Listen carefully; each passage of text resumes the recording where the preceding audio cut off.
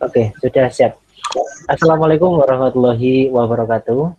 Waalaikumsalam warahmatullahi wabarakatuh. Selamat malam guru-guru penggerak, baik itu menggerakkan diri sendiri maupun rekan-rekan yang lain untuk bisa ikut menjadi guru yang merdeka belajar.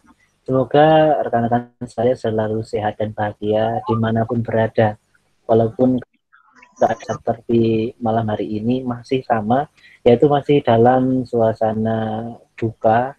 Indonesia sedang berada pada musim yang memang sedang tidak baik, namun tidak menyurutkan hati kita kalau bisa memberikan inspirasi, selalu berkarya, selalu bisa memberikan manfaat kepada orang lain.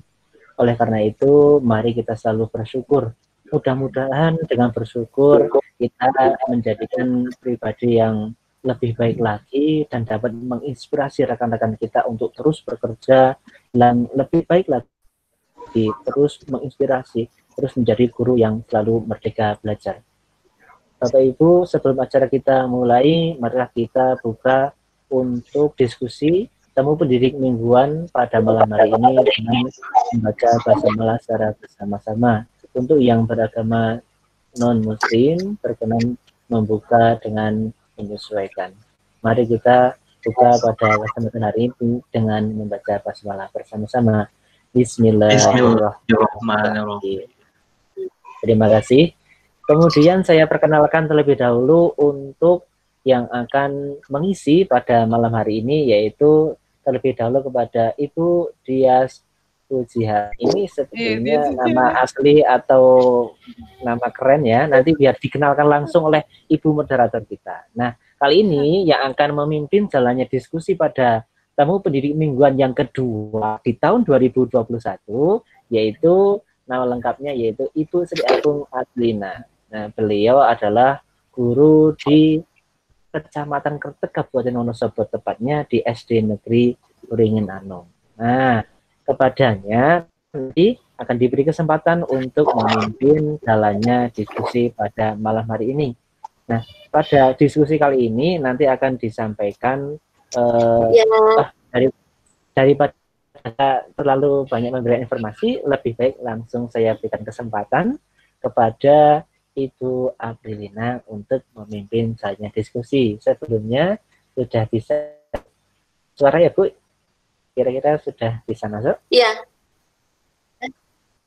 Oh iya. Ya. Kalau sudah, saya berikan kesempatan sepenuhnya kepada Ibu Aprilina. Halo teman-teman KGBN Wonosobo, halo Mas Ida, Mas Felix. Assalamualaikum, selamat malam. Selamat malam. Selamat malam. Kedengaran nggak? Kedengaran jelas banget. Jelas banget cemprengnya. Iya. Ya, cerah banget ini nggak jadi hujan, alhamdulillah, karena kita mau diskusi malam hari ini. Izinkan pada malam hari ini saya memperkenalkan diri. Nama saya Sri Agung Aprilina, guru di SD Negeri Uringin Anom, Kecamatan Kretek, Kabupaten Wonosobo. Malam hari ini kita akan ngobrolin tentang keterampilan membuat pertanyaan yang mengena sekaligus merdeka belajar, Mas Felix, Mas Idam. Karena kadang kita kalau bertanya itu lebih susah daripada mencari jawaban. Ya enggak? Untuk bertanya itu membutuhkan pemikiran yang kritis tentang apa yang mau ditanyain, seperti itu. Nah, pada malam hari ini kita akan kedatangan narasumber kita yang keren, yaitu Ibu Dias Rahmasari dari SMKN 1 Karangdadap Pekalongan. Beliau dari KGBN Pekalongan, sekaligus pernah menjadi narasumber di TPN 2018. Mari kita panggil Ibu Dias. Halo. Ibu Dias, selamat datang. Ya, terima kasih Bu April. Selamat malam teman-teman. Ya. Salam kenal. Ya. Bagaimana kabarnya Bu? Alhamdulillah Bu, baik. Bu April gimana? Ya. Bu April ini semangat. Alhamdulillah sekali, ya. Sehat, baik. Nggak hujan di sana Bu? Tadi sempat hujan. Tadi sempat hujan. Mau maghrib itu loh Bu. Ya. Alhamdulillahnya karena mau ketemu teman-teman Wonosobo, Pekalongan cerah ceria, kayak secerah wajahnya Bu April nih. Ya, alhamdulillah. Ya, malam ini kita mau ngobrolin tentang bagaimana membuat pertanyaan yang Merdeka Belajar sampai 1 jam ke depan, nggih Bu? Siap. Monggo kami persilahkan kepada Ibu Dias. Ini udah dimulai ya. Silakan Ibu. Baik, terima kasih Bu April, Pak Catur, Pak Idam. Selamat malam teman-teman KGB Wonosobo. Sebelumnya terima kasih nih atas undangan sekaligus langsung. Ya, makasih Mas. Langsung ditembak ya sama Pak Catur. Bu, ngisi di Wonosobo ya. Malam hari ini kita sebenarnya mau belajar bersama ya Bapak Ibu ya. Di sini juga sebenarnya saya bukan ahli dalam hal membuat pertanyaan ya. Saya juga masih belajar untuk bisa membuat pertanyaan-pertanyaan yang esensi yang nantinya itu dapat dipahami oleh murid dan meningkatkan critical thinking-nya murid. Sebelumnya perkenalkan, saya Dias Ramasari. Saya ngajar di SMK Negeri 1 Karangdadap dan juga tergabung di komunitas guru belajar Pekalongan. Nah, hari ini kita akan membahas nih, kalau tadi kata Bu April ya, ternyata membuat pertanyaan itu lebih susah daripada menjawab. Ya Bu April ya? Ya. Nah, menurut Bu April kenapa Bu? Kok membuat pertanyaan itu lebih susah nih daripada menjawab? Karena kalau membuat pertanyaan itu harus berpikir lebih kritis, gitu, harus memahami betul apa yang ingin ditanyakan gitu daripada kita menjawab pertanyaan. Seperti itu. Terima kasih Bu April atas pendapatnya. Baik teman-teman, saya izin untuk share screen ya terkait materi pada malam hari ini. Apakah sudah muncul teman-teman untuk share screen-nya? Nah. Ya, sudah tampil. Sudah tampil ya. Jadi kemarin TPN 2020 saya ngisi kelas kompetensi barengan dengan Pak Rizky Satria dengan judul membuat pertanyaan Merdeka Belajar. Nah, slide ini saya buat bareng-bareng sama Pak Rizky Satria. Di sini sengaja namanya Pak Rizky Satria nggak aku hapus ya, karena emang ini buat slide-nya barengan kayak gitu. Oke. Pertama yang akan kita bahas tentang membuat pertanyaan itu tentang miskonsepsi yang selama ini terjadi di guru-guru. Ya, kenapa sih guru itu perlu untuk terampil membuat pertanyaan? Nah, yang pertama kita akan membahas tentang miskonsepsi membuat pertanyaan. Ada beberapa hal yang membuat miskonsepsi tentang membuat pertanyaan. Menurut Bapak Ibu, silahkan bisa tulis ya di kolom komentar. Kenapa sih guru itu harus membuat pertanyaan yang esensial? Silahkan Bapak Ibu bisa, teman-teman bisa tulis di kolom komentar pendapat teman-teman. Atau yang mau berpendapat langsung aja nih nyalain mikrofonnya. Silakan. Silakan.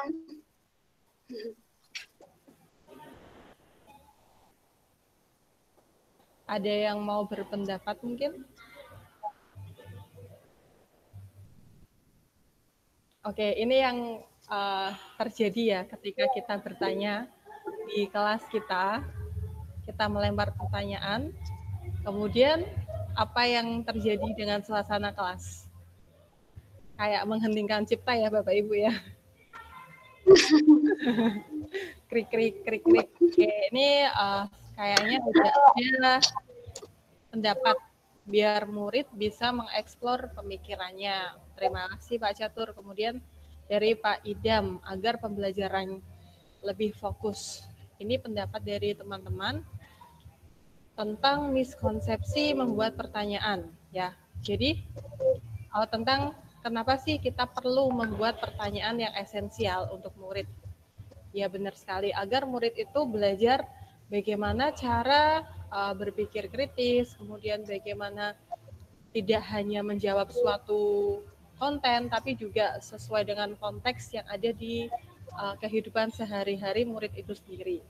Nah, seringnya miskonsepsi yang terjadi di kelas atau yang sering kita lakukan ada dua hal. Yang pertama, tidak melibatkan murid untuk belajar lebih aktif. Nah, jadi kita langsung tanya nih sama murid tanpa melibatkan mereka dalam proses membuat pertanyaan tersebut.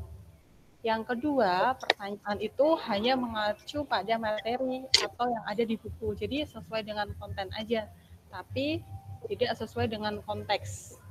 Setelah ini, Bapak Ibu, saya mau memutarkan video tentang miskonsepsi membuat pertanyaan. Sebentar, saya share screen dulu. Mana nih share screen-nya? Oke, baik.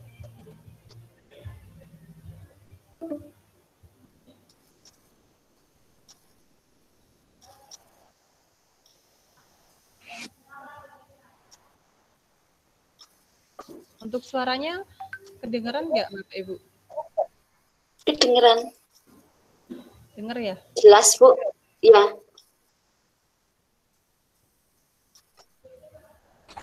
Udah di-share belum ini, Bu? Udah, Pak. Belum muncul ya? Bentar.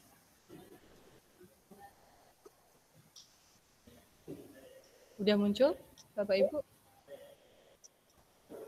Sudah, Bu. Oke.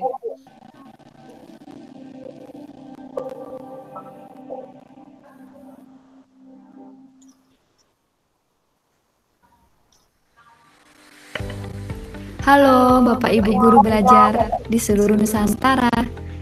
Selamat datang di program Keterampilan Membuat Pertanyaan untuk Merdeka Belajar. Membuat pertanyaan seringkali menjadi aktivitas yang gampang-gampang susah. Rasanya membuat pertanyaan itu tidak sulit. Namun, berbeda ketika kita ingin memberikan pertanyaan yang bermakna dalam proses pembelajaran. Apakah Anda pernah mengalaminya? Membuat pertanyaan merupakan langkah awal dalam menciptakan proses belajar yang aktif dengan keterlibatan murid dan guru.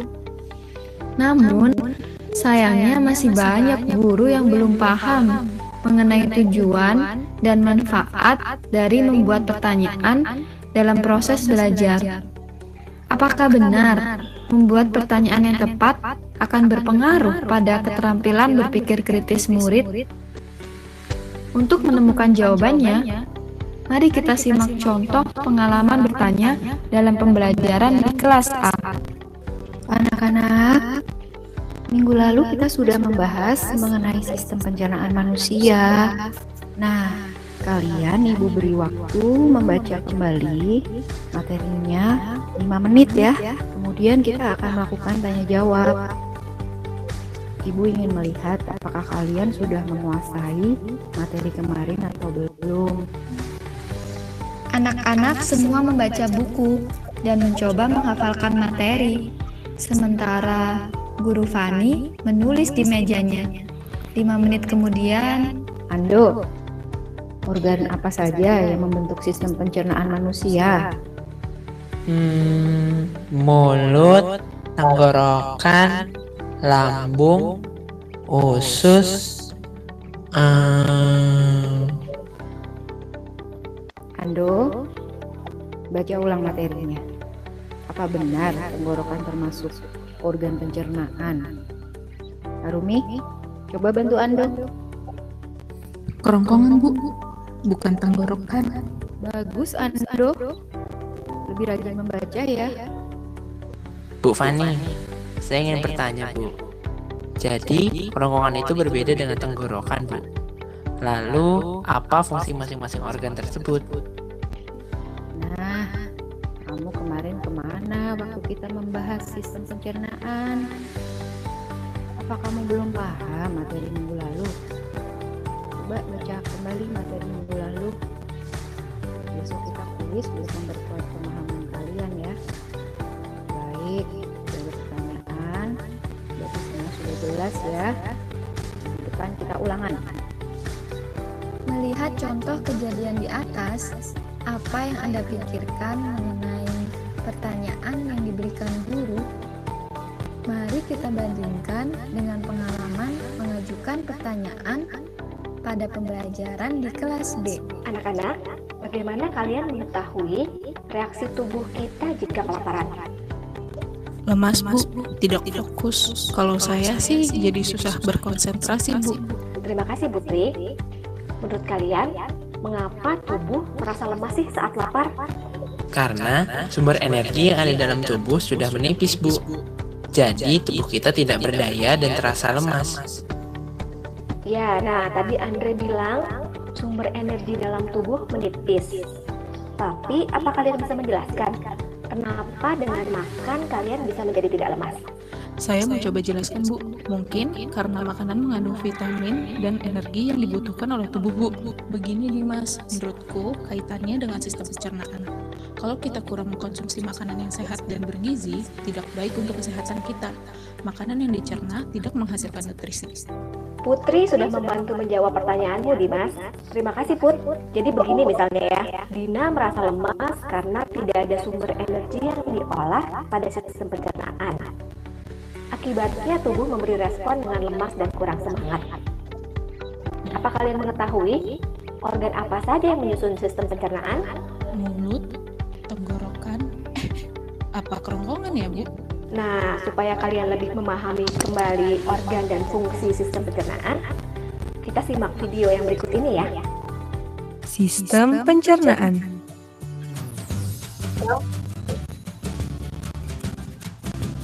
Pencernaan dimulai di dalam mulut. Gigi memotong makanan. Kelenjar ludah menghasilkan enzim yang berfungsi untuk menghaluskan makanan agar mudah ditelan. Lidah mendorong makanan ke kerongkongan. Di kerongkongan, makanan didorong dan diremas agar masuk ke dalam lambung. Proses ini terjadi selama 5-6 detik. Anak-anak, dari video tersebut, silakan kalian tulis 1 atau 2 pertanyaan terkait organ dan fungsi sistem pencernaan. Kalian dapat menuliskan pertanyaan kalian yang ingin kalian ketahui pada kertas yang tersedia. Kemudian kita kumpulkan, kita akan bahas bersama ya.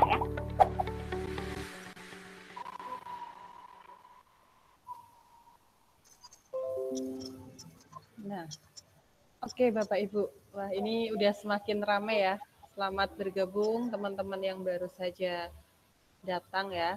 Tadi teman-teman baru saja menyaksikan video tentang miskonsepsi membuat pertanyaan. Kira-kira pernah nggak sih teman-teman melakukan miskonsepsi itu ketika mengajar? Ada yang ingin berpendapat? Silakan nyalakan mikrofonnya.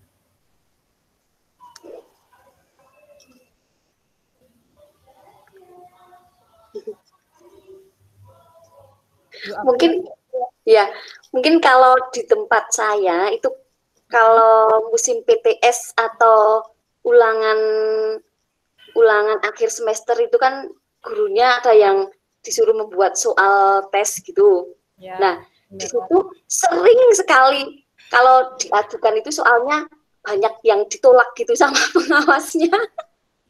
Katanya kisi-kisi dengan kisi-kisi itu nggak sesuai dengan pertanyaannya, berarti di situ kita membuat soalnya miskonsepsi gitu ya, Bu Dias. Okay. Miskonsepsi dengan kisi-kisi dengan soal yang kita buat itu berarti terjadi miskonsepsi gitu ya, Bu Dias. Ya, soalnya kan hanya kontennya kan Bu yang dibahas iya.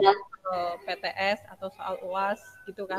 Jadi yang diukur hanya pengetahuan, bukan keterampilan ataupun sikap. Nah, itu juga salah satu miskonsepsi yang saya juga pernah ngalami, Bu. Dulu waktu awal ngajar itu kelas ideal itu kelas yang duduk diam ya. Saya datang silakan baca halaman 5-10. Setelah ini Ibu akan mengadakan kuis atau memberikan pertanyaan. Gitu ya. Nah, terus setelah itu oke, Pak Farisin, ada yang ingin disampaikan? Oke, setelah itu saya memberikan pertanyaan.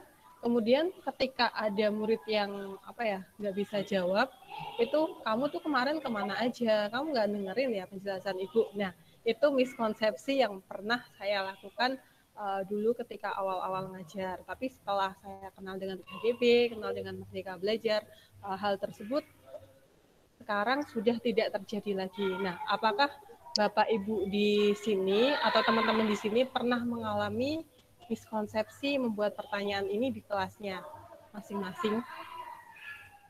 Saya cek kolom komentar. Pak Edi Susanto, semangat. Oke, Pak Edi, bisa cerita Pak, mungkin pernah menerapkan atau pernah mempraktikkan ya miskonsepsi tentang membuat pertanyaan ini dulu ketika mengajar.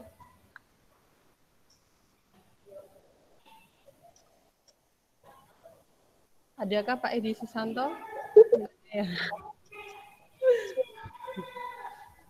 Oke. Akhirnya gini, paling kalau terjadi miskonsepsi seperti itu, akhirnya muncul dua jawaban gitu ya, Bu?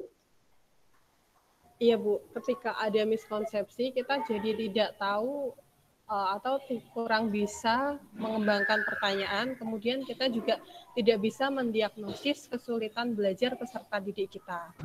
Jadi di situ kan murid tidak dilibatkan ya, Bu ya. Jadi murid itu hanya dianggap sebagai subjek yang pasif kayak gitu, tidak dilibatkan. Tadi kan terlihat ya perbedaan antara kelas A dan kelas B. Kalau kelas B itu muridnya benar-benar diajak komunikasi. Anak-anak, ketika kalian nggak makan, kira-kira apa ya yang kalian rasakan? Nah, ketika kita bertanya dengan cara seperti ini, tentunya anak-anak akan menjawab, lemes Bu, ngantuk, dan lain sebagainya. Kemudian berbeda kalau kita tanyanya, dengan pertanyaan yang itu hanya menjawabnya satu jawaban saja. Jadi sesuai dengan yang ada di buku. Misalnya apa yang terjadi ketika manusia tidak makan. Nah, di situ kan sesuai konteks banget, sesuai konten banget kan Bu, atau sesuai materi banget. Jadi di sini kuncinya agar tidak terjadi miskonsepsi ketika membuat pertanyaan itu kita belajar membuat pertanyaan yang esensial, pertanyaan yang benar-benar melibatkan murid di dalamnya untuk belajar lebih aktif lagi. Seperti itu. Itu tentang miskonsepsi membuat pertanyaan ya. Jadi selama ini pertanyaan itu seringkali diberikan sebagai sarana untuk memonitor pemahaman murid dan penguasaan materi semata. Bukan sebagai proses untuk menstimulasi proses berpikir sejak awal pembelajaran. Tadi terlihat di video yang kedua, anak-anak itu terstimulus untuk berpikir dan kemudian mengungkapkan pendapatnya. Iya kan Bapak Ibu, beda ketika pembelajaran yang terjadi di video yang A. Kemudian sering juga nih pertanyaan yang diajukan itu menjadi terbatas pada pertanyaan yang sifatnya faktual atau mengukur pengetahuan saja, sehingga melupakan unsur konteks belajar atau konteks yang menghubungkan antara materi dengan keadaan kehidupan sehari-hari. Bertanya diartikan sebagai mengerti atau tidak paham. Ketika ada anak yang bertanya, itu kadang kita mengartikan anak itu tidak paham ya Bapak Ibu ya. Dan hal ini menunjukkan kelemahan dalam pembelajaran, sehingga mengajukan pertanyaan yang seringkali dihindari dan tidak menjadi bagian dari ekosistem pembelajaran di kelas. Kemudian tujuannya sebenarnya untuk mendorong kemampuan berpikir. Maka di sini guru merumuskan pertanyaan yang sesulit mungkin dijawab oleh murid. Nah, itu adalah beberapa miskonsepsi yang sering kita lakukan. Biar pertanyaannya itu nggak dijawab murid nih Bapak Ibu. Aku mau buat pertanyaan yang sulit, sesulit mungkin. Nah, kayak gitu. Tujuannya agar pertanyaannya tidak dijawab oleh murid. Padahal di sini kan kita ingin tahu ya, yang menjadi kesulitan murid itu apa, kemudian ingin mengembangkan kemampuan berpikir anak-anak, kemudian mengembangkan keterampilan murid dalam hal berbicara dan juga mengajukan pertanyaan. Oke, itu berkaitan dengan miskonsepsi membuat pertanyaan. Nah, sekarang kita akan membahas mengenai kenapa sih pertanyaan esensial itu menjadi dasar untuk merdeka belajar. Bapak Ibu masih ingat 3 hal dalam merdeka belajar, 3 hal yang esensial? Apa aja itu dikatakan merdeka belajar? Guru merdeka belajar itu guru yang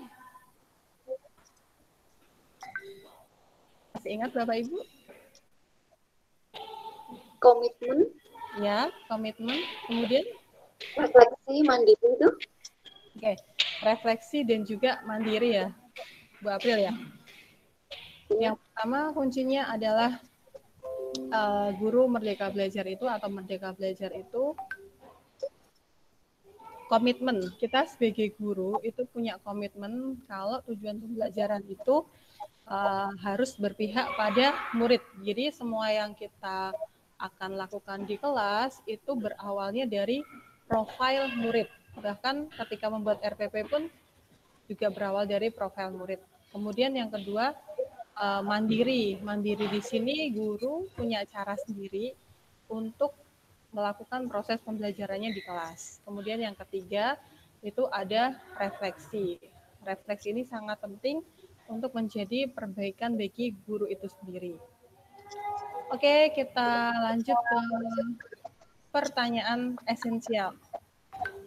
Nah, apa sih tujuan dari membuat pertanyaan esensial? Tadi yang sudah saya sampaikan di awal. Yang pertama itu mendorong pemahaman murid. Jadi kita di sini membantu agar murid menjadi lebih paham dengan melibatkan mereka ketika proses bertanya. Kemudian menstimulasi proses berpikir. Dan yang ketiga, memantik rasa ingin tahu, seperti yang tadi dipraktekkan pada video pembelajaran yang B. Nah, untuk pertanyaan esensial sendiri, itu terbagi menjadi 3. Ya, yang pertama dalam hal faktual, kemudian yang kedua dalam hal konsep, dan yang ketiga dalam hal argumentatif. Nah, menurut Bapak Ibu di sini, apa sih pertanyaan esensial itu? Apa itu pertanyaan esensial?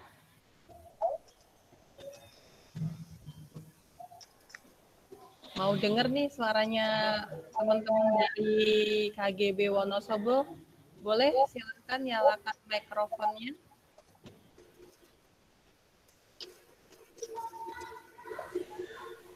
Saya mungkin Bu izin berpendapat. Oke, Pak Idam, silakan. Menurut saya mungkin pertanyaan esensial itu adalah pertanyaan yang penting, yang sesuai dengan apa yang dialami oleh murid.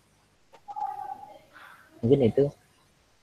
Oke, terima kasih Pak Idam. Ada lagi teman-teman yang mau berpendapat?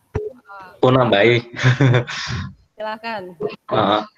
Kalau menurut aku sih pertanyaan esensial itu adalah pertanyaan yang seperti tadi, kayak seperti yang dulu sudah diungkapkan Pak Idam ya, itu sangat penting, yang memang harus diekspor dan dipelajari oleh siswa gitu. Apa sih yang mau dipelajari lewat pertanyaan itu, dan ini penting kayak gitu. Oke, terima kasih Pak Catur. Nih ibu-ibunya belum ada suaranya nih, Bu April. Itu Boleh dong suaranya dari Bu Nuri, Bu Kamila, salah satu mungkin, atau Bu Sulastri yang sudah on kamera. Bebas ya di sini teman-teman, nggak ada yang salah, nggak ada yang benar. Udah langsung dimatikan kameranya Bu Sulastri. Atau Bu Riana? Oke, nggak apa-apa. Tadi sudah diwakili oleh Pak Idam dan juga Pak Catur ya. Pertanyaan esensial benar sekali. Pertanyaan ini penting ya. Penting artinya pertanyaannya diharapkan nanti mampu memberikan stimulasi pemikiran atau proses inquiry lebih lanjut. Nah, sehingga menimbulkan pertanyaan-pertanyaan baru nih, termasuk pertanyaan yang mendalam dari murid, sehingga membutuhkan jawaban yang lebih dari sekedar jawaban biasa. Ya, itu yang dimaksud dengan pertanyaan esensial. Nah, dalam pertanyaan esensial ini ada beberapa prinsip yang perlu kita terapkan ya untuk membuat pertanyaan esensial. Yang pertama itu bersifat provokatif dan generatif. Kemudian bisa juga mengarahkan pilihan belajar tentang apa yang harus disertakan dan juga dihilangkan. Dan yang ketiga itu pertanyaan kontekstual, tidak hanya terkait konsep semata. Jadi tidak hanya yang ada di buku atau materi yang tertera di modul, tapi juga dikaitkan dengan konteks yang ada di sekitar. Kemudian yang terakhir, pertanyaan esensial ini membantu guru mengatur alur belajar. Jadi guru tahu nih, apa ya, level mana sampai level mana pemahaman murid, sehingga proses pembelajaran pun berlangsung menjadi lebih nyaman dan juga enak. Itu yang dimaksud dengan pertanyaan esensial. Nah, tadi ada berapa Bapak Ibu berkaitan dengan pertanyaan esensial? Ada 3. Ya, faktual, kemudian konsep, argumentatif. Oke, dan argumentatif. Yang pertama itu pertanyaan faktual. Kalau menurut Bu April, apa itu Bu faktual? Pertanyaan faktual. Pertanyaan faktual itu pertanyaan yang nyata. Oke, pertanyaannya nyata. Terima kasih Bu April. Nah, kenyataan kejadian, kenyataan. Ya, realita ya Bu, realita yang terjadi. Ya. Oke. Jadi pertanyaan faktual ini pertanyaan yang berkaitan dengan fakta atau realita yang terjadi. Pertanyaan ini diajukan berdasarkan kondisi yang sebenarnya. Maka dari itu biasanya guru mengajukan pertanyaan faktual untuk mengingat detail faktual terkait materi yang dipelajari. Sehingga biasanya sebuah pertanyaan tentang fakta hanya memiliki satu jawaban benar. Itu berkaitan dengan faktual karena di sini real ya atau fakta. Contohnya, apa perbedaan bilangan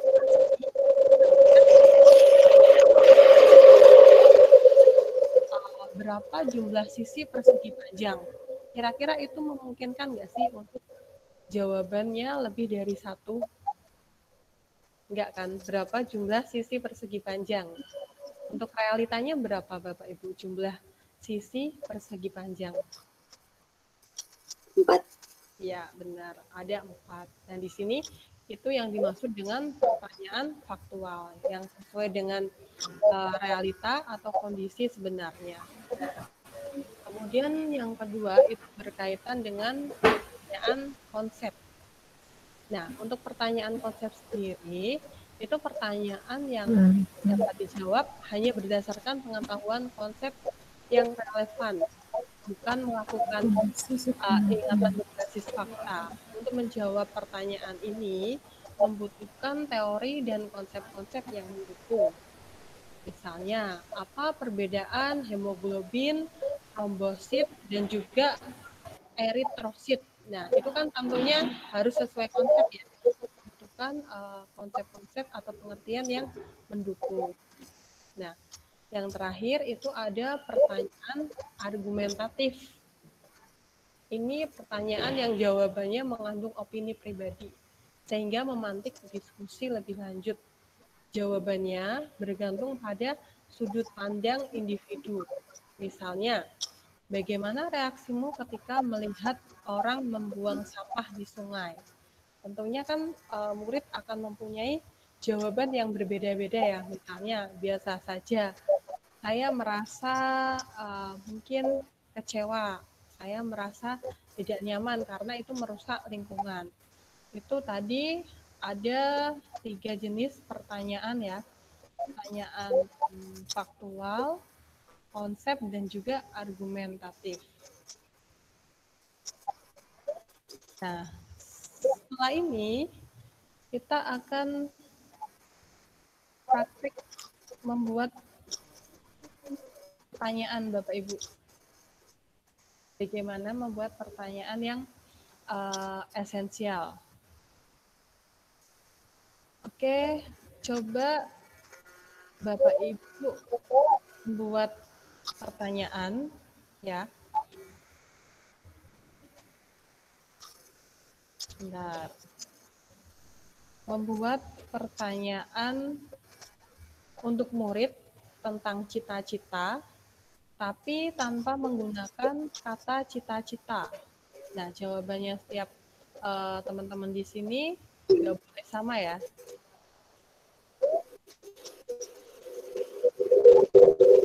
Ya, share aja. Coba silahkan bisa ditulis di kolom komentar.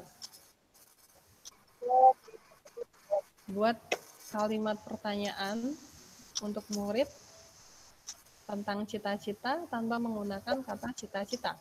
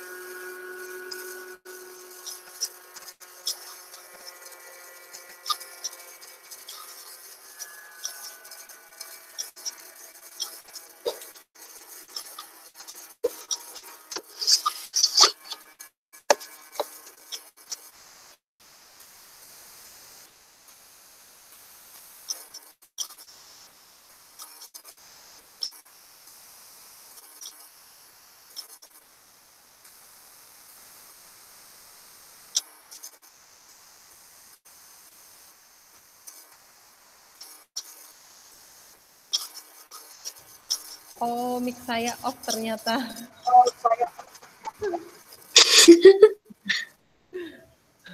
Oke, jadi Pak Agaf, kemudian Pak Guntur, Bu Anggita itu mengajak murid ya untuk membayangkan apa sih yang akan mereka lakukan di masa yang akan datang. Di sini berarti sudah melibatkan murid secara aktif ya, atau tidak menganggap murid secara pasif. Kemudian Pak Guntur, apakah kalau kalian ingin berprofesi seperti orang tua kalian, itu mengajak anak-anak untuk mengamati profesi orang tuanya untuk gambaran anak-anak sendiri. Nah, ini pertanyaannya sih sudah keren-keren ya untuk praktik baiknya kali ini. Oke, terima kasih teman-teman. Nah, membuat pertanyaan ini juga dulu sudah pernah ya ada di SKDB, itu edisi 2 tentang nyalakan tanda tanya ya, mencari jawaban bersama-sama.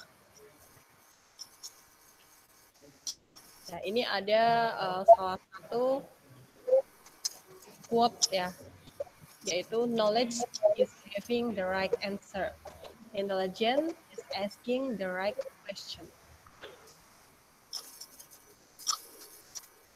Oke, itu saja sih Bu April sharing saya pada malam hari ini. Ya, makasih Bu Dias. Sama-sama. Berarti kalau selama ini, ya, menurut Ibu berarti selama ini kalau kita menggunakan buku paket buku siswa itu, pertanyaan-pertanyaan yang ada di sana sudah mencakup pertanyaan esensial ya Bu? Sudah ada pertanyaan faktualnya, konsepnya, sama pertanyaan argumentasinya. Iya, secara teori ya Bu, tapi bagaimana anak itu bisa terstimulus untuk mengungkapkan pendapatnya, mungkin kita sebagai guru juga perlu ya membuat pertanyaan itu agar semakin banyak murid-murid yang berpendapat kayak gitu Bu. Jadi tidak sama persis dengan apa yang ada di buku paket. Ya.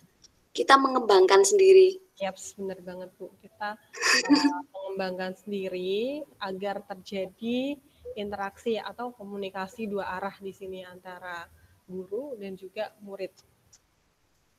Ya. Silakan teman-teman jika ada yang mau bertanya, sesuatu yang perlu kita diskusikan. Mengganjal, sesuatu yang mengganjal. Kita di sini belajar bareng ya soalnya teman-teman. Ya. Bu, itu kalau tadi kan membuat pertanyaan yang khusus untuk ciri khasnya pertanyaan Merdeka Belajar itu yang bagaimana? Yang orang langsung ada ciri khasnya gitu. Oh, ini pertanyaan yang Merdeka Belajar gitu. Oke. Seperti tadi sih Bu yang ada di video A dan juga video B ya Bu. Ciri khas dari pertanyaan yang Merdeka Belajar di sini artinya kita nggak fokus sama konten yang ada di buku, atau kita melibatkan murid. Gimana sih perasaan kalian ketika kalian tidak makan kayak gitu. Di sini kita belajar empati sama murid kayak gitu. Saya mau tanya Bu. Oke. Pak Edi. Terima kasih Bu. Saya itu kan ngajar kelas 1. Ya karena kalau kelas 1 itu kan bukan apa pertanyaan mereka, seperti apa pertanyaan mereka itu kan bukan seperti untuk saya itu. Nah, tapi bagaimana anak itu memang punya keberanian bertanya. Meskipun setelah pelajaran saya beri pertanyaan, mereka semuanya hampir tidak pernah mau bertanya. Mungkin karena rasa takut, rasa malu, dan sebagainya. Nah, saya itu ingin sekali, apa sih yang anak itu ketika saya suruh bertanya, mereka ada motivasi, ada semangat untuk bertanya gitu, Bu. Terima kasih, Bu. Terima kasih Pak. Coba Bapak praktekkan ya di sini bareng teman-teman. Bagaimana sih cara Bapak bertanya ke murid-murid ketika proses pembelajaran?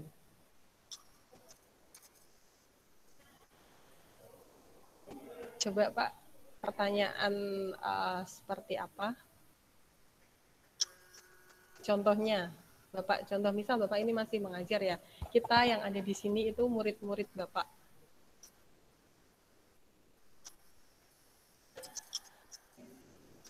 Halo Pak Edi. Halo, ya. Ya. Coba minta contoh.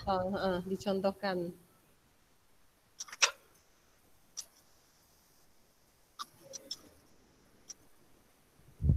Kalau saya paling kan setelah menerangkan umpamanya menerangkan tentang materi gitu, akhirnya kalau sudah selesai saya terangkan, sudah selesai dicatat, ya paling saya akhirnya ada yang mau ditanyakan gitu kan. Mungkin Nah, itu ya. Di sini teman-teman di sini ada lagi selain kalimat yang digunakan Pak Edi tadi, ada yang menggunakan kalimat lain mungkin di akhir pembelajarannya? Selain, oke anak-anak, ada yang mau ditanyakan tentang materi ini? Ada nggak Bapak Ibu? Atau sama aja seperti Pak Edi untuk cara bertanyanya ke anak-anak? Kalau Bu April sendiri, sama seperti Pak Edi atau beda? Kalau saya ya sama. Nanti kalau udah punya tips dari membuat soal dengan keterampilan Merdeka Belajar akan beda, Bu. Jadi ini juga sama Pak, pernah saya alami ya, nggak cuma murid SD aja, saya ngajar di sekolah menengah berarti ya. Ketika akhir pembelajaran itu saya tutup biasanya. Oke anak-anak silahkan ada yang mau didiskusikan, silahkan tulis di kolom komentar ya. Itu karena pembelajarannya menggunakan Microsoft Teams di sekolah saya, itu saya tunggu sampai 30 menit, itu krik ya, nggak ada yang tanya. Terus, oke, berarti ini anak-anak udah paham nih. Kemudian saya akhirnya refleksi, Pak. Ini kayaknya ada yang salah nih sama kata-kata saya. Akhirnya di pertemuan selanjutnya, saya coba untuk mengakhiri pembelajarannya dengan kata-kata refleksi. Hal apa yang sudah kamu pahami dan hal apa yang belum kamu pahami di materi atau di pembelajaran ini. Nanti mereka, wah justru rame. Hal yang saya pelajari tentang ini, hal yang belum saya pelajari, nanti mereka akan menulis di situ, Pak. Jadi mungkin cara membuat pertanyaannya aja sih yang perlu kita refleksikan, atau bisa juga di akhir pembelajaran Bapak tanyakan, hal baru apa sih yang kalian dapatkan setelah Bapak menjelaskan materi ini. Terus, saya baru tahu Pak, kalau terjadinya proses hujan itu berawal dari air laut yang seperti ini. Saya baru tahu Pak, ternyata persegi panjang itu memiliki 4 sisi. Nah, seperti itu. Akhirnya, terus ada juga, saya belum tahu tadi Pak, berapa ya sisinya dari persegi. Berarti kan di sini anak-anak setidaknya berani ngomong ya Pak, tentang apa sih yang sudah mereka dapatkan, atau apa sih yang kiranya mereka belum paham terkait pembelajaran yang sudah dilakukan di kelas. Seperti itu sih Pak Edi Susanto, pengalaman saya waktu proses pembelajaran. Terima kasih Bu Dias. Ya, sama-sama Pak Edi. Silakan teman-teman, saya sambil cek ini ya, kolom komentar.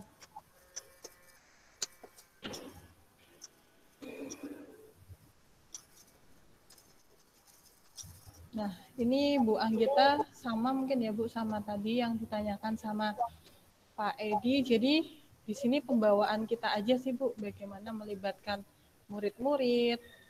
Mereka itu dikasih pertanyaan tapi seperti nggak dikasih pertanyaan kayak gitu.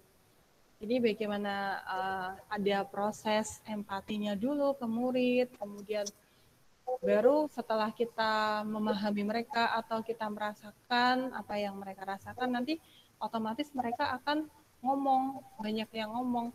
Tapi kalau kita hanya satu arah atau one way saja, ya mereka tetap mengheningkan cipta, kemudian kriuk-kriuk ya, krik-krik-krik ya, nggak ada yang tanya. Bahkan kalau ada yang tanya, mungkin di saat pembelajaran terakhir itu malah kayak, ngapain sih kamu tanya-tanya kayak gitu kan biasanya. Ini kan gara-gara kamu kan selesainya jadi lama kayak gitu kan. Bu Dias, ada tidak tips agar pertanyaan kita lebih menarik? Ini proses belajar juga sih Pak ya, tips agar pertanyaan lebih menarik. Di situ kita bisa pakai ya 5W, 1H, kemudian kita juga kaitkan ya dengan konteks apa yang sudah mereka alami atau konteks kehidupan sehari-hari yang dekat dengan mereka. Jadi di sini anak-anak itu mikirnya nggak terlalu jauh, tapi anak-anak langsung kepikiran apa sih yang ada di sekitar mereka atau apa yang dekat dengan mereka. Seperti itu sih Pak Idam. Jadi kuncinya di sini ya Bapak Ibu, kita ketika membuat pertanyaan itu bukan hanya soal kontennya saja atau langsung ke konten yang ada di buku, tapi juga konteksnya dengan keseharian, kemudian bagaimana kita punya empati dalam memberikan pertanyaan, sehingga ketika ditanya, ya padahal itu bertanya, tapi anak rasanya itu nggak kayak ditanya, kayak gitu. Ada lagi Bu April atau teman-teman yang lain yang mau sharing mungkin tentang tantangan membuat pertanyaan, atau ada teman-teman yang mau berbagi praktik baik tentang membuat pertanyaan, silakan. Di sini kita belajar bareng-bareng ya, teman-teman. Bu, kalau dari tadi kan kita yang membuat pertanyaan, guru yang membuat pertanyaan. Nah, kalau sekarang misalnya gantian murid yang disuruh membuat pertanyaan, itu kalau pengalaman saya di kelas, itu kalau siswa disuruh membuat pertanyaan, disuruh membuat pertanyaan sama dengan disuruh menjawab pertanyaan, itu situasinya malah hening kalau dia disuruh membuat pertanyaan gitu loh. Berarti mendorong siswa untuk supaya lebih paham lagi nih, karena saya untuk bertanya butuh lebih paham materi ini gitu. Jadi gimana kalau siswa yang kita suruh membuat pertanyaan gitu? Konteksnya apa Bu? Kenapa siswa harus membuat pertanyaan?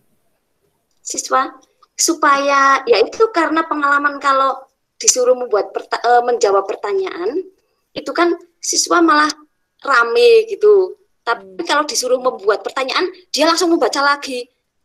Berarti kalau membuat pertanyaan, itu siswa kan sama dengan kita. Siswa jadi lebih mendorong mereka untuk memahami materi tersebut gitu. Apakah dengan membuat pertanyaan itu siswa akan menjadi paham tentang materi suatu pelajaran? Kadang gini Bu, kita refleksi, kita aja sebagai guru untuk membuat pertanyaan itu masih kesulitan dalam membuat pertanyaan ini, sementara siswa yang mungkin mereka juga kemampuan menalarnya belum sehebat orang dewasa, mungkin anak-anak juga di sini pertanyaan-pertanyaan yang muncul itu hanya sesuai dengan konten Bu. Jadi mungkin lebih tepat sih tadi yang saya katakan ya, hal apa yang belum kamu pahami. Nah di situ kan kita tahu jawabannya. Itu secara tersirat hal tersebut yang ingin siswa tanyakan ke kita, kayak gitu Bu. Jadi nggak harus juga sih siswa membuat pertanyaan. Iya. Untuk bisa lebih paham tentang materi pembelajaran, kayak gitu sih Bu. Makasih Bu. Oke, sama-sama Bu April.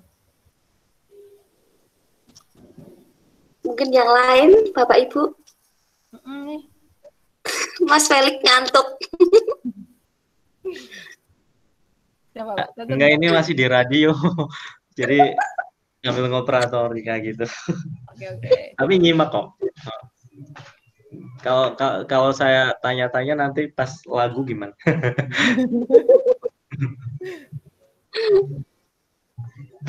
Ini kayaknya udah pada ngantuk apa ya teman-teman?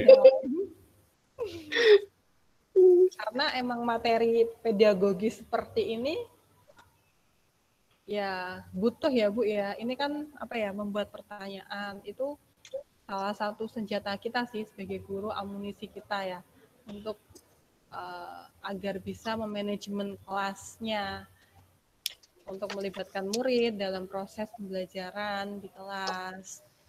Seperti itu. Ada lagi teman-teman yang ingin kita diskusikan?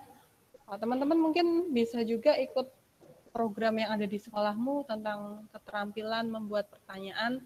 Di situ lebih lengkap ya, dan juga ada lebih detail juga sih untuk proses-proses membuat pertanyaan, karena di sini kita sesinya berbagi praktik baik ya terkait membuat pertanyaan. Jadi mungkin saya sharing nggak detail banget Bapak Ibu, karena mungkin nanti bisa sampai malam ya kalau terlalu detail, terlalu banyak, dan itu juga pasti sangat membosankan. Sudah malam, sudah ngantuk ya.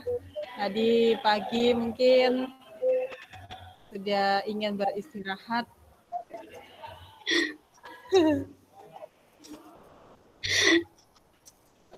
Bu, tadi itu kan kita harus membuat pertanyaan yang memerdekakan murid gitu. Pada keterampilan membuat pertanyaan Merdeka Belajar kan pertanyaannya harus yang memerdekakan murid gitu kan? Bukan hanya memerdekakan Yes. murid, sini sih Bu. Tapi di sini kita memerdekakan murid dalam hal itu memanusiakan hubungan terhadap murid tersebut. Jadi murid nggak ngerasa tegang ketika kita memberikan suatu pertanyaan. Itu yang dimaksud dengan kaitannya. Jadi pertanyaannya jangan yang membebani murid gitu ya Bu? Iya, yang disesuaikan sama konteks. Jadi bentuk pertanyaannya jangan yang membebani murid. Ya, sesuai dengan konteks. Pertanyaannya yang mudah-mudah berarti Bu.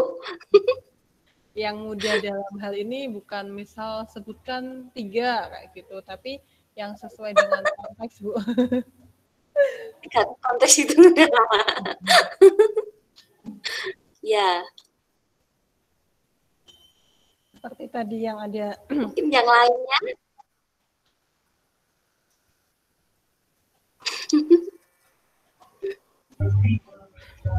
Boleh dong aku tanya. Siapa nih? Kak Catur. Oh ya, oke. Oke. Ya. Kadang itu tadi saya udah masuk di chat sih. Mungkin mungkin tadi sudah yang mungkin ada beberapa yang udah dijawab sama Budias, atau mungkin ketika saya lagi muter lagu mungkin ya. Nah, ini Budias bisa dong share praktik baik ke kita kayak gitu, bahwa kita itu memberi kesempatan kepada anak untuk membuat pertanyaan kan nggak gampang kayak gitu. Mungkin ketika kita meminta anak untuk bertanya kepada kita secara voice, secara bicara, kan kadang mereka nggak mau, mungkin malu-malunya luar biasa kayak itu, dibandingkan ketika kita meminta anak untuk menulis pertanyaan mereka di kertas kayak gitu. Kalau misalnya Budias yang mungkin pengalaman yang udah dilakukan sama murid-murid sekolah Budias gimana nih, seandainya ya kita udah menggebu-gebu memancing-mancing agar mereka mau tanya sama kita, tapi tanya diem aja kayak gitu. Mungkin pertanyaan-pertanyaan pancingan seperti apa nih yang pernah Budias lakukan di kelas bisa praktek baik ke kita? Oke, tadi sebenarnya udah saya ceritakan sih Pak. Saya ulangi lagi. Jadi tadi pertanyaan dari Pak Edi ya, bagaimana sih cara biar anak itu mau berbicara setidaknya, itu kan poinnya. Nah, di sini saya awal dulu ketika ngajar itu sama nih, ngasih pertanyaan yang ketika saya tanya itu murid diam mengheningkan cipta ya. Seperti tadi yang dikatakan Pak Edi, ketika akhir pembelajaran itu mungkin anak-anak ada yang ingin ditanyakan tentang materi hari ini. Nah, biasanya kan kayak gitu ya Pak ya. Itu juga pernah saya terapkan di kelas saya, tapi sama yang terjadi, nggak ada yang jawab, yang komen pun nggak ada. Terus pertemuan selanjutnya saya ganti nih pertanyaannya dengan anak-anak, hal baru apa sih yang kalian dapatkan dari materi kita hari ini? Kemudian hal apa yang belum kalian pahami dari penjelasannya Budias? Nah, di situ anak-anak malah banyak nih yang saya belum paham Bu tentang proses misalnya mengetik 10 jari, karena saya kan ngajar jurusan administrasi perkantoran ya. Saya hari ini belajar tentang posisi penempatan jari yang benar di keyboard kayak gitu. Jadi anak-anak di sini lebih aktif dan lebih cepat dalam menjawab pertanyaan. Sebetulnya itu kan pertanyaan ya Pak ya, tapi enggak seperti pertanyaan kayak kita ajak ngobrol biasa kayak gitu sih kalau praktik baik yang pernah saya aplikasikan di kelas saya. Oke. Itu kayaknya Pak Zen raise hand mau tanya mungkin ya?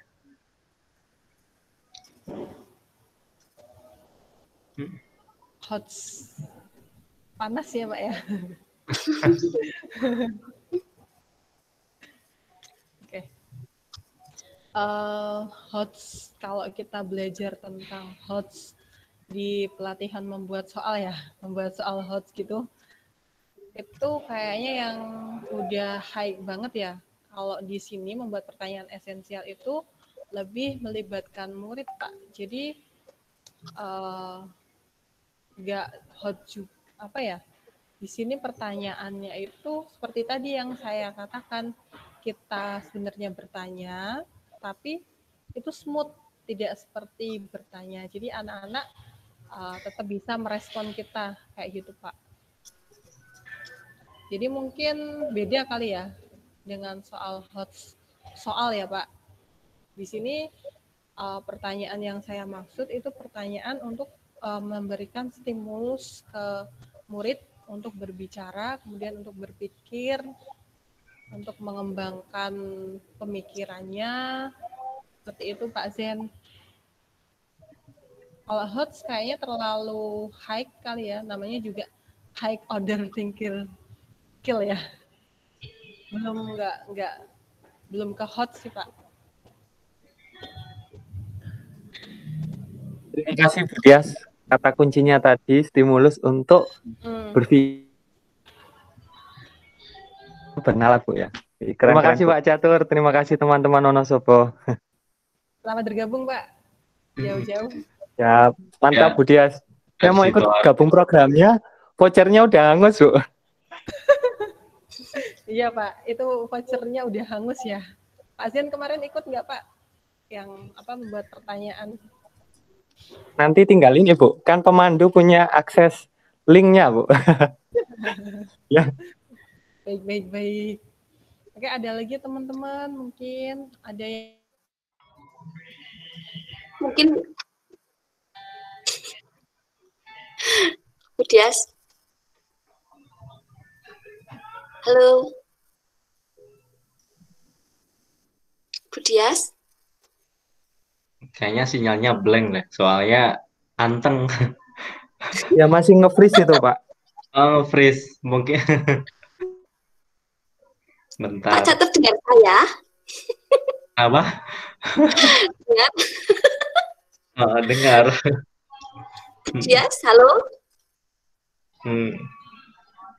Ya terkendala sinyal itu Bu. Lagi sinyal. Mungkin Bu Dias juga lagi ngetikkan kayak gitu, cuman. Nah, bentar. Iya, nggak ada input audio juga ini.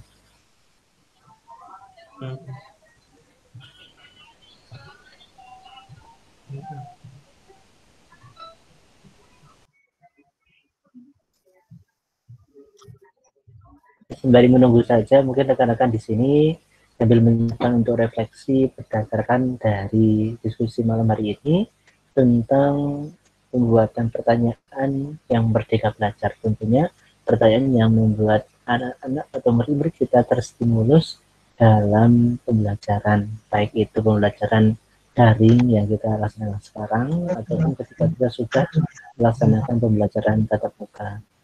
Oke, ini Bu Diasnya ternyata laptopnya nge-restart sendiri. Nah, efek numpang di rumah makan.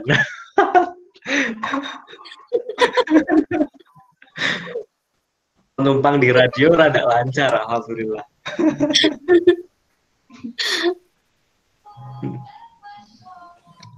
Masih ada 12 menit lagi ya. Kenapa? Ya, paling nunggu laptopnya hidupkan lagi. Pak Idam itu ada Bumun Nadiroh nggak bisa masuk. Tadi udah saya kirimkan itu emailnya. Itu dari kemarin-kemarin seperti gitu ya Pak ya.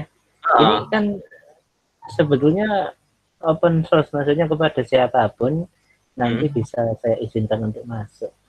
Tapi kan tetap harus klik linknya dulu. Bu Dias lagi berusaha untuk menghidupkan laptopnya kembali. Oh iya, ini Bu Anggita atau Bu Riana, raise hand, mau cerita atau bagaimana? Monggo. Kalau Bu Riana biasanya kalau di tingkat SMP untuk memancing anak untuk bertanya gimana nih, Bu Riana? Mungkin anak-anak di tingkat SMP sudah lebih tak bisa. tulis itu loh Pak Catur. Oh gitu ya. Udah tak tulis di tadi. Oh iya. Saya Iya, biasanya kalau anak SMP itu dengan video. Video yang untuk persepsinya video gitu. Anak udah antusias pada bertanya itu. Mungkin kalau suatu saat ada tampilan video juga, tapi videonya rumpang kali ya? Atau enggak kayak misalnya fiksi mini kayak gitu. Fiksi mini itu kan ada tugas yang penasaran itu ya Pak ya? Yang membuat penasaran dan kita menjadi wow, nah kayak gitu ya. Misalnya itu loh Pak Catur, kita mau menjelaskan tekanan. Ya. Kita aja itu ada orang jalan yang laki-laki pakai pantofel, yang perempuan pakai high heel gitu. Umpamanya kita tanyakan, kalau kamu keinjak, manakah yang lebih sakit? Itu udah pada jawab. Ya. Itu habis itu perlu eksperimen nggak? Enggak usah. Eksperimennya nanti lain. Gitu. Pakainya uang logam yang diletakkan pada plastisin itu loh. Nanti eksperimennya pakai itu. Tapi kita mendorong anak menuju ke apa itu sih tekanan gitu kan. Oke, jadi otomatis pertanyaannya yang membuat inquiry-nya anak tuh jalan gitu ya. Ya, persepsi dulu. Ya. Nanti di habis kita jelaskan, di tengah-tengah itu kan ada itu ya. Anak harus bikin pertanyaan itu umpamanya. Ya, itu kita tayangkan lagi umpamanya plastik. Itu kita beri air. Anak-anak ada yang bertanya, mengapa airnya kok keluarnya sama apa itu? Sama semua, Bu, gitu. Nah, itu memasarnya kok sama gitu. Nah, dengan itu lebih cepat anak bertanya. Oke. Iya. Jadi selama ini kalau untuk PJJ, kalau Bu Riana pertanyaannya anak masih mendapat kesempatan untuk bertanya ya via pembelajaran di chat. PJJ ini aku buat video sendiri. Jadi PowerPoint yang sudah saya nanti di situ ada interaksi. Jadi nanti anak menjawabnya di WA group gitu. Karena kalau pakai Zoom kan kendalanya malah susah. Nah, saya bikin itu PowerPoint tapi saya jelaskan di situ. Jadi tetap ada persepsi, ada tujuan, nanti di tengah-tengah ada anak bekerja, kemudian terakhir kesimpulan itu jadi malahan. Oke. Iya. Anak sampai bisa menyimpulkan tuh. Tapi saya pancing kesimpulannya, mestinya tekanan adalah anak suruh ngisi rumus tekanan apa gitu. Kalau anak SMP sudah jalan, ya. Lalu ada stimulasinya ya dari guru ya. Iya, ada stimulasinya dulu. Oke, gitu kalau saya tekniknya. Ya. Oke, ini makasih. juga mau nembak Pak Zen juga nih, kalau dari Sidoarjo udah jauh-jauh masuk ke sini, kalau nggak disuruh share ilmu juga mubadir ya kan, Mas Yen? Wah, saya ini masih belajar, Bapak. Oh gitu. Yakin belajar. Oke, Bu Jadi Dias kalau kata kuncinya gimana Mas Yen? Itu Bu Dias sudah hadir, Pak. Oh ya, kayaknya Bu Dias. Oke, ini kayaknya disabotase deh Bu Dias sama itu yang pemiliknya itu kios. Diminta pulang, Bu. Iya ya, ini udah jam malam ya. Karena masih COVID. Jadi maksimal cuma sampai jam 9 kayaknya. Itu minum sendiri nggak nawar-nawar ke kita? Oh ya, silahkan teman-teman minum. Oke. Gimana, Bapak Ibu? Itu ada yang angkat tangan? Bu. Tadi Bu Riana udah itu tadi komen itu tadi kalau boleh usul biasanya. Bu Dia sudah. Kemudian ini Bu Anggita itu siapa? Ini udah raise hand dari tadi loh. Bu Anggita itu Bu Asih kayaknya. Oh gitu. Oh. Bu Putranya kan Simula- namanya Anggita. Oh gitu. Oh gitu. Iya, Simulasi kayaknya Bu pertanyaan. Iya. Oh. Ini dari tadi melambaikan tangan ke kamera tuh tandanya horor tuh.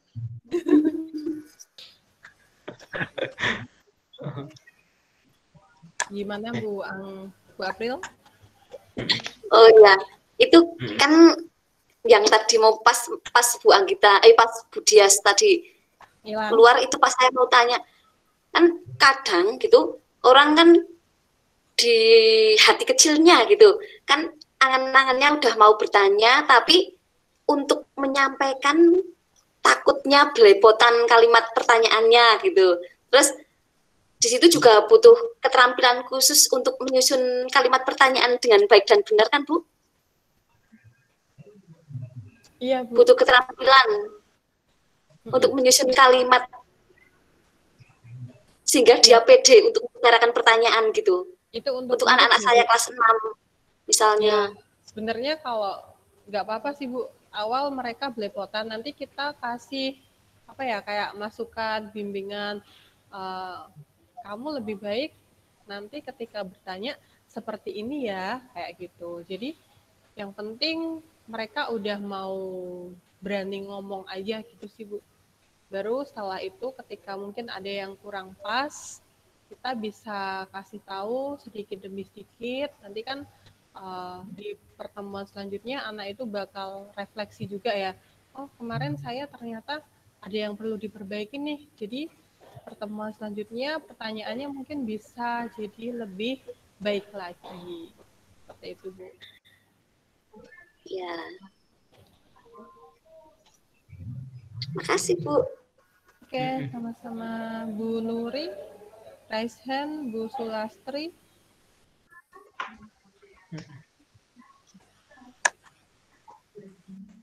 Bu Nuri, ada yang ingin didiskusikan?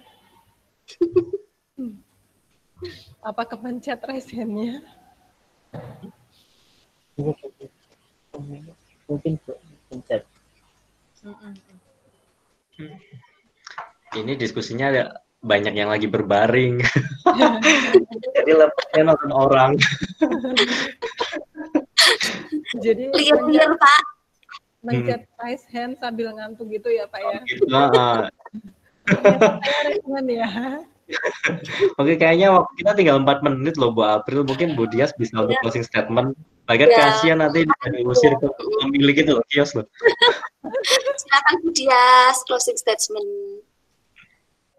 Oke, terima kasih teman-teman Wonosobo ya yang sudah belajar pada hari ini.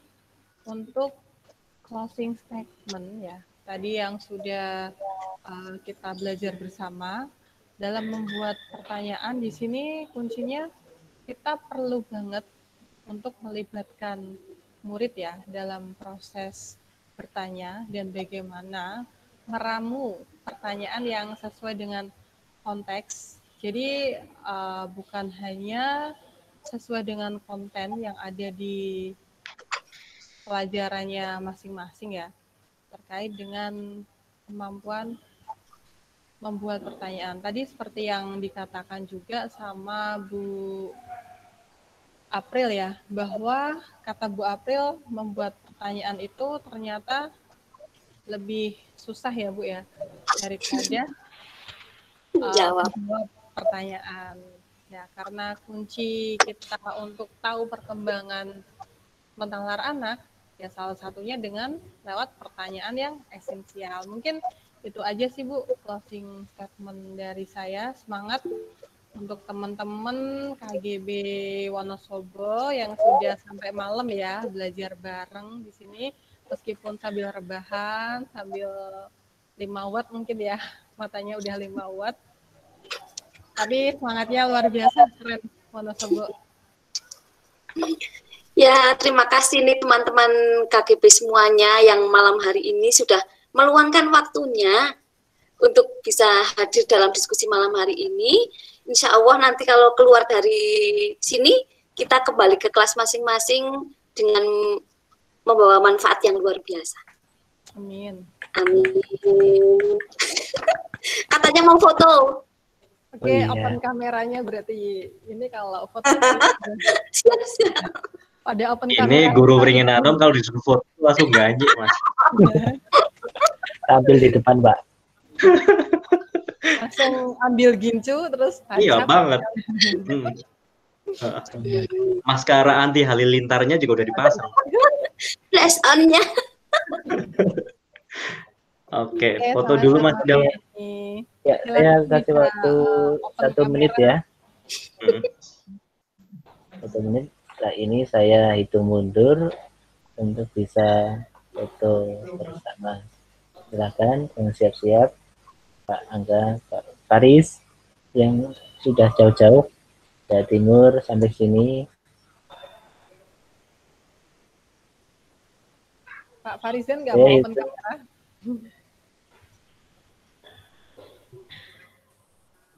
Saya hitung mundur ya. Oke. 10, 9, ini Lama banget aku, itunya. soalnya hilang oh terjeda, bentar. Nah, masuk Pak Catur, Budias, kok hilang? Bentar saya rubah tata letaknya otomatis.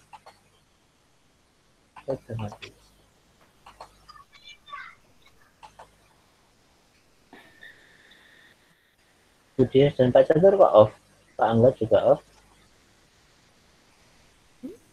Gimana? Saya on. Pak nggak ada? On, Pak Catur? Apa? Pak Catur juga on kameranya. Oh ya. Mungkin hitung mundur ya 10 detik ke belakang. Nanti dibantu juga screenshot saya karena jaringan saya mungkin juga naik turun Jun. 10, 9, 8, 7, 6, 5, 4, 3, 2, 1. Sebenarnya. Ya, terima kasih Bapak Ibu sekalian. Saya ucapkan terima kasih yang tiada tara kepada Ibu Dias Rahmasari atau nama kerennya Dias Ujiara ini. Kemudian Ibu Sri Agung Agwina sebagai moderator yang telah memandu jalannya diskusi pada Ilmu Pendidik untuk seri yang kedua di tahun 2021. Tiada balasan yang dapat kami sampaikan kepada Ibu Agwina ataupun Ibu Dias, hanya sekadar doa mudah-mudahan dapat selalu menginspirasi, sehat selalu dan bahagia, dan dapat selalu tambah lebih bermanfaat untuk rekan-rekan seperjuangan guru dimanapun berada. Mohon maaf bila mana banyak kekurangan dalam melaksanakan kegiatan kali ini. Kami dari penggerak KGBN Wonosobo mohon undur diri. Kami tutup. Wassalamualaikum warahmatullahi wabarakatuh. Waalaikumsalam.